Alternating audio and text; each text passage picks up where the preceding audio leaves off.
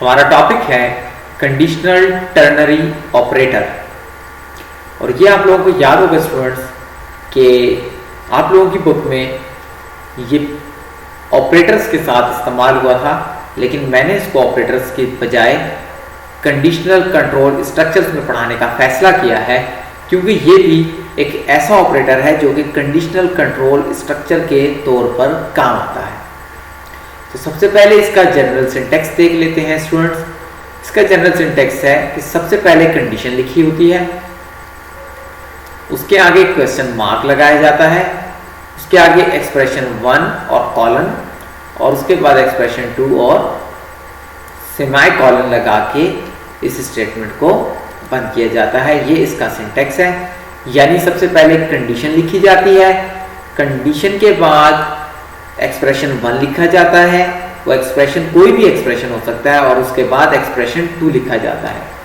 इसकी working strategy इस तरह से होती है स्टूडेंट्स, याद रखिएगा कि अगर कंडीशन ट्रू हुई, क्योंकि आपको पता है कंडीशन के दो ही किस्म के रिजल्ट्स हो सकते हैं, या तो वो ट्रू होगी या फिर फॉल्स होगी। अगर कंडीशन ट्रू हो तो फिर एक्सप्रेशन 1 इवैल्यूएट होगा। If condition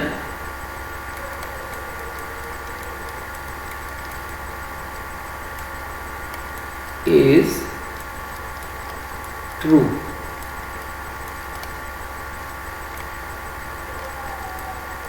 then expression 1 will be evaluated। ठीक है। अदरवाइज अगर कंडीशन फॉल्स हुई तो फिर एक्सप्रेशन 2 इवैल्यूएट होगा, जैसा कि आप यहाँ पे देख भी सकते हैं कि when this expression is evaluated, जब ये एक्सप्रेशन इवैल्यूएट होता है the condition is evaluated first, सबसे पहले कंडीशन इवैल्यूएट होती है। if it is true, अगर ये कंडीशन का रिजल्ट ट्रू आता है तो entire conditional expression takes on the value of expression 1। अगर ट्रू हो तो एक्सप्रेशन 1 एग्जीक्यूट होगा। अदरवाइज अगर ये कंडीशन फॉल्स हुई तो एक्सप्रेशन 2 जो है वो एग्जीक्यूट होगा। यानी ये पूरा कंडीशनल ऑपरेटर एक्सप्रेशन 2 की वैल्यू को अकोमोडेट कर लेगा। The entire conditional expression takes on a value and can therefore be used in an assignment statement। इसका ये मतलब है कि ये पूरा जो एक्सप्रेशन है कंडीशन से लेके एक्सप्रेशन तक, ये क्योंकि किसी एक एक्सप्रेशन की वैल्यू लेता है, यानी इससे कोई एक वैल्यू आती है तो उस वैल्यू को हम किसी वेरिएबल को भी असाइन कर सकते हैं, जैसा कि नेक्स्ट एग्जांपल में आप देख सकते हैं। स्टूडेंट्स यहाँ पे एग्जांपल देखिएगा, यहाँ लिखा है a is equal to k greater than or equal to 15 question mark, then expression 1 is x steric y, whereas expression 2 is x plus y। यानी यहां पर सबसे पहले एक कंडीशन का इस्तेमाल किया जा रहा है, और वो कंडीशन क्या है, k greater than 15। This is the condition.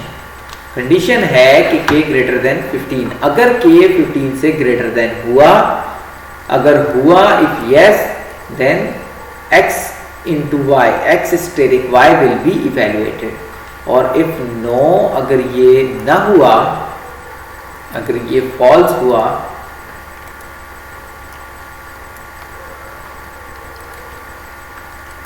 अगर ये फॉल्स हुआ, then x plus Y will be evaluated. और ये पूरी की पूरी कंडीशनल ऑपरेटर जो है ये हमने असाइन कर दिया है टू द वेरिएबल a। तो ऐसा अगर हम करते हैं, वो क्यों कर सकते हैं हम इसलिए कर सकते हैं क्योंकि ये पूरा एक्सप्रेशन या तो x मल्टीप्लाई वाई की वैल्यू लेगा या फिर x प्लस वाई की वैल्यू लेगा। अगर k की वैल्यू 15 से बड़ी हुई यानी कंडीशन ट्रू हो गई तो x मल्टीप्लाई वाई की वैल्यू लेगा, और अदरवाइज x प्लस वाई की वैल्यू लेगा। तो हम उस वैल्यू को असाइन कर सकते हैं किसी वेरिएबल को, जैसा कि हमने a में किया।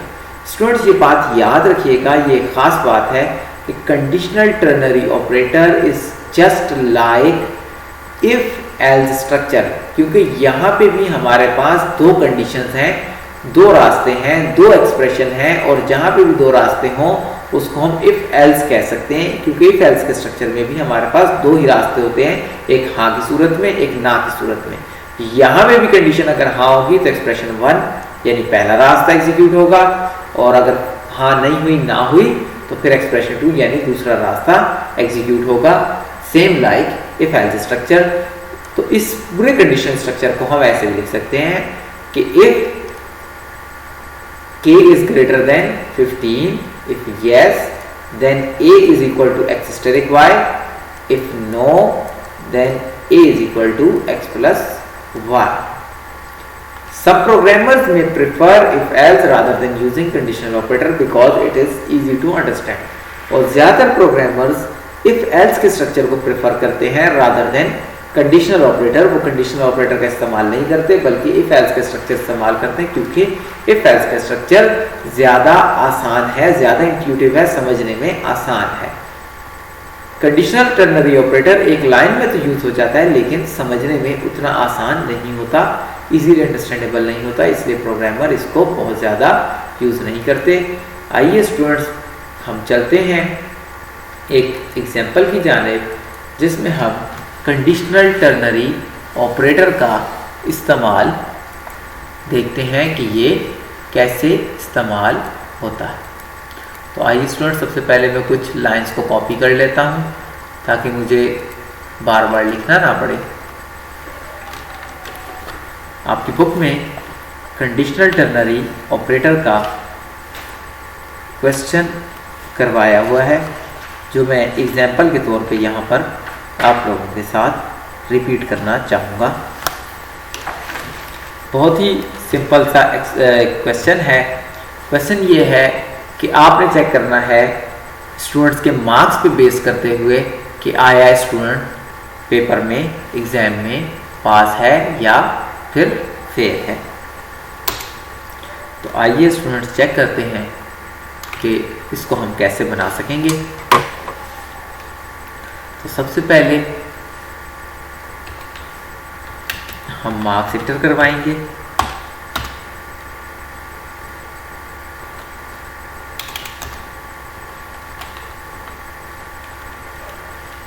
और इधर हम यूज़र से मार्क्स लेना चाह रहे हैं, हम कहेंगे इंटर योर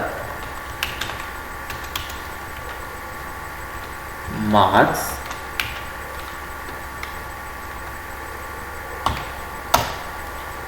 फिर स्कैनएफ के ज़रिए हम इनपुट यूज़र से लेंगे while during the execution of the program. Terminal पे हम इनपुट लेना चाह रहे हैं और ये इंटीजर वैल्यू इंटर करवा रहे हैं तो %d और उसके बाद कॉमा एम्परसेंट मार्क्स, ताकि ये वैल्यू मार्क्स वाले वेरिएबल में जाके सेव हो जाए। और हमने लाइन पॉइंट किया सेमी कॉलन के साथ। अब हम कंडीशन लगाना चाह रहे हैं, यानी पास और फेल का आप लोगों को पता है कि अगर किसी के मार्क्स 32 से ज़्यादा हों तो वो पास होता है, अगर किसी के मार्क्स 32 से कम हो तो वो फेल होता है। तो अगर आपको याद हो तो हम पहले इस तरह लिखते थे कि if condition marks are greater than 32 तो हम क्या कहते थे, देन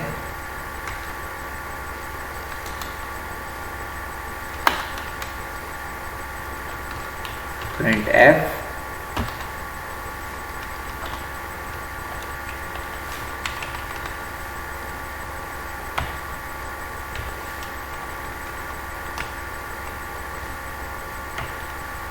अगर स्टूडेंट के मार्क्स 32 से ज़्यादा हुए तो इसका मतलब क्या है कि प्रिंट एफ पास यानी वो पास है। और एल्स का केस हम लिखते थे प्रिंट एफ कि अगर 32 से कम है नंबर तो इसका मतलब है कि वो फेल है।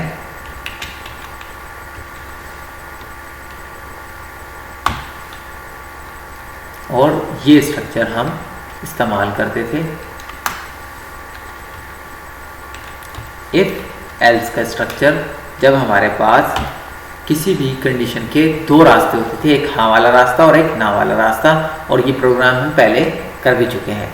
लेकिन आज हमने इसको कंडीशनल टर्नरी ऑपरेटर से करना है, तो मैं ऐसा करता हूँ कि थोड़ी देर के लिए इसको कमेंट कर देता हूँ, और कमेंट मल्टीपल लाइन कमेंट के लिए हम क्या तरीका इस्तेमाल करते हैं।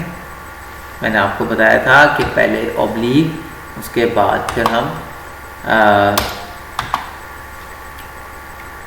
एस्टरिक का साइन इस्तेमाल करते हैं, और जहाँ पे ख़त्म कर रहा हूँ वहाँ एस्टरिक पहले और स्लैश या ऑब्लिक का साइन बाद में इस्तेमाल करते हैं। और इधर मैं अब कंडीशनल टर्नरी ऑपरेटर का इस्तेमाल करते हुए कंडीशन लिखता हूँ कि ब्रैकेट्स में marks greater than 32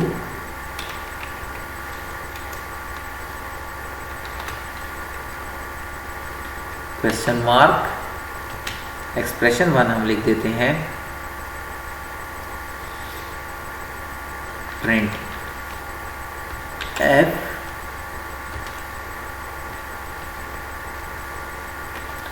\n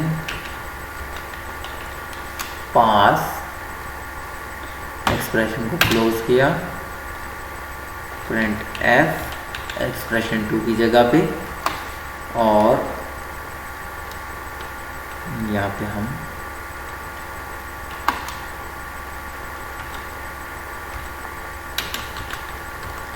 fail कर देते हैं। तो अब इसमें क्या होगा स्टूडेंट्स, जब ये प्रोग्राम रन होगा तो सबसे पहले यहाँ पे एक इंटीजर वेरिएबल मार्क्स के नाम से बनेगा। उसके बाद यूज़र की स्क्रीन पर डिस्प्ले होगा कि अपने मार्क्स इंटर करने। जब वो मार्क्स इंटर करेगा तो वो मार्क्स वाले वेरिएबल में चले जाएंगे, और उसके बाद यहाँ पे ये कंडीशन है कि चेक करो मार्क्स ग्रेटर देन 32 है या नहीं है, यानी जो यूज़र ने वैल्यू इंटर की है वो 32 है या 32 से बड़ी है या फिर छोटी है। और अगर ये कंडीशन पास हो गई, यानी मार्क्स 32 से ज़्यादा हुए, तो फिर ये वाला एक्सप्रेशन रन होगा, यानी प्रिंट एफ पास लिखा हुआ आएगा। और अदरवाइज अगर वो कंडीशन फेल हो गई, यानी मार्क्स 32 से कम हुए, तो फिर ये वाला एक्सप्रेशन रन होगा, एक्सप्रेशन 2 और फेल लिखा हुआ आएगा। तो आइए हम इसको एग्जीक्यूट करके देखते हैं। F11 से हम एग्जीक्यूट करेंगे और कंपाइल करेंगे, और यहाँ पे हम लिख लेते हैं इसको कंडीशनल ऑपरेटर नाम से सेव किया। प्रोग्राम रन हो चुका है, लेकिन ये कोई एरर दिखा रहा है, और वो एरर क्या है, एरर कह रहा है कि लाइन नंबर 19 में expected this before this. Yes, यहाँ पे इसके बाद कॉलम का होना ज़रूरी है, जो कि मैं लगाना भूल गया था, इस वजह से प्रॉब्लम आ रही थी। अब इसको रन करते हैं।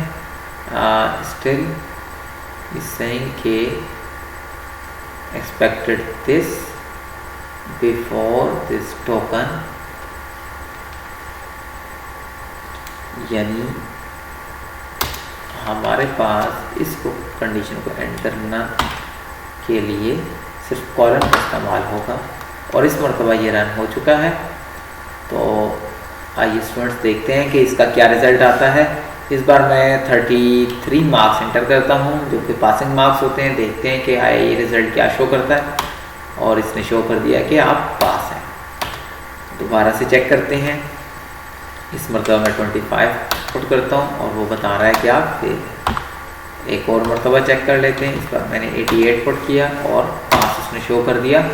तो इसका मतलब कि conditional ternary operator is same like if else structure, यानी अगर कंडीशन ट्रू हुई तो पहला रास्ता, अगर कंडीशन फॉल्स हुई तो दूसरा रास्ता।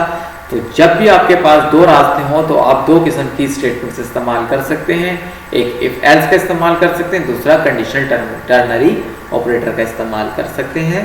उम्मीद करता हूँ कि आपको इसकी समझ आई होगी, और क्वेश्चंस आप कर सकते हैं। अगर आपको किसी भी बात की समझ ना आई हो तो कमेंट सेक्शन में अपने क्वेश्चंस पोस्ट करें। I will try to answer them. और अगर मेरा काम आपको पसंद आए तो लाइक, सब्सक्राइब और शेयर ज़रूर करें।